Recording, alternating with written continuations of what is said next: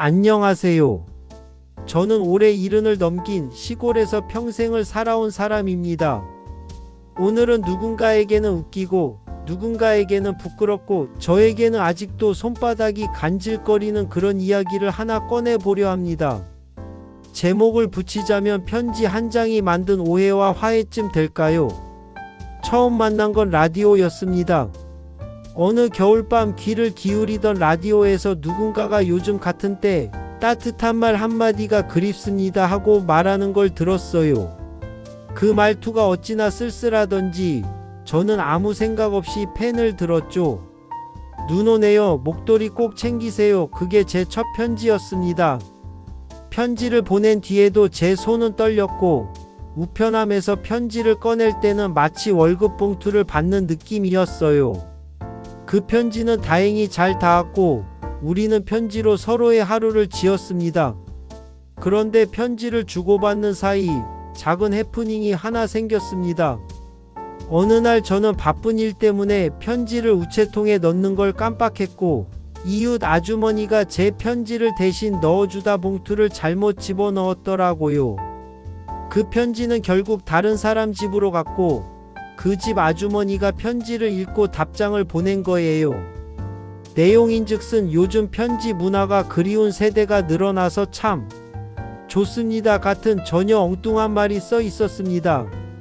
저는 그 답장을 받고 와도 당황해서 며칠을 웃었습니다. 결국 진짜 그녀와의 편지가 엇갈려 오해가 생겼고 우리는 서로 왜 갑자기 철학서적 이야기를 하느냐며 웃음 섞인 서운함을 느꼈죠. 오해는 곧 풀렸습니다. 그런데 그 오해 끝에 더 좋은 일이 생겼어요.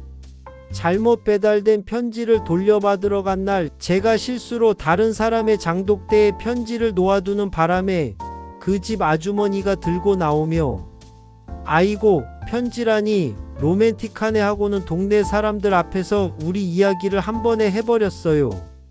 덕분에 저는 마을 잔치 때 고백 비슷한 꼴이 되어서 그날 이후로 제 마음은 더 숨기기 어려워졌습니다.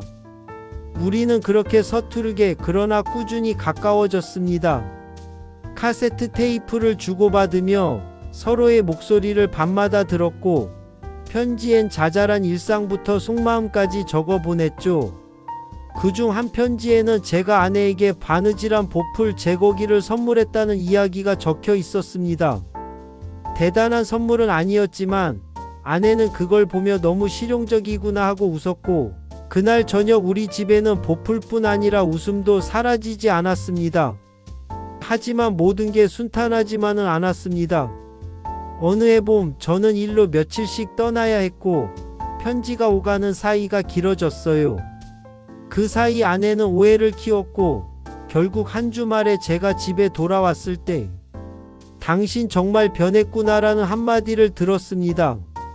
저는 가만히 편지를 꺼내 보이며 그간의 사정을 적어 보냈지만 말로 할 때와 펜으로 쓸 때의 무게가 다르더군요. 그날 우리는 말다툼 대신 서로의 편지들을 하나씩 읽었습니다. 펜 끝에서 흘러나온 진심은 말보다 더 빨리 상처를 아물게 했습니다. 우리 결혼은 화려하지 않았습니다. 동네 회관에서 이웃들이 만들어준 음식과 축하 속에서 소박하게 치렀지요. 그날 아내가 만든 김치 한 통을 들고 들어온 장모님의 얼굴을 아직도 잊을 수 없습니다. 잘 맞기네 하시던 그 말 한마디가 그때는 무슨 상징처럼 느껴졌어요. 세월이 흘러 아이들이 크고 떠나고 병원도 자주 드나드는 나이가 되었습니다. 어느 겨울 제가 병원에 입원했을 때 아내가 베개 아래에 몰래 편지를 넣어 놓았더군요. 그 편지엔 오늘도 당신이 돌아올 거란 걸 믿어요. 라는 짧은 문장이 들어 있었습니다. 그 한 문장에 저는 그만 울어버렸습니다. 편지는 때로 약보다 강한 약이더군요. 요즘은 손주들 때문에 집이 시끌벅적합니다. 얼마 전 손주가 묻더군요.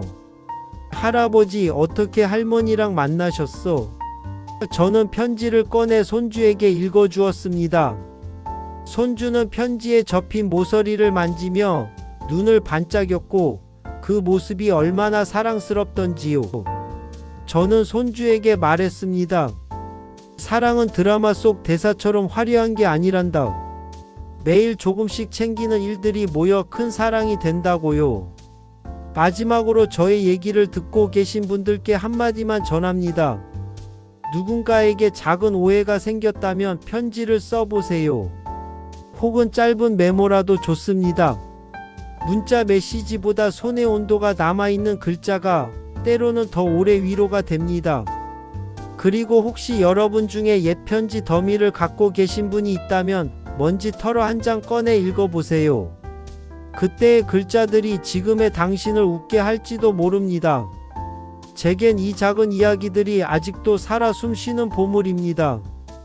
여러분, 여기까지 저의 얘기를 들어주셔서 고맙습니다.